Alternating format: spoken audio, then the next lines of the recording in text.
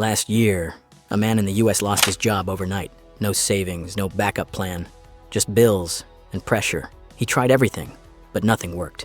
Then one day, he discovered something that changed everything.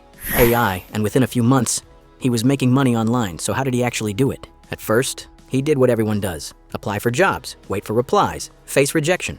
Days turned into weeks, and nothing changed. One night, scrolling online, he saw people talking about making money with AI. It sounded fake, but he had nothing to lose.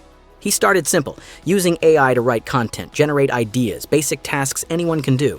Then, he tried freelancing, offering simple services online, nothing fancy, just AI-powered work.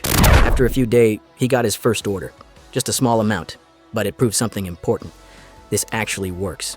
He didn't stop. He improved his work, used AI smarter, and slowly increased his prices. Within a few months, he was making over $3,000, not from a job, but from AI-powered income. So what can you learn from this? Real strategy. Point 1. Start simple. Point 2. Use AI daily. Point 3.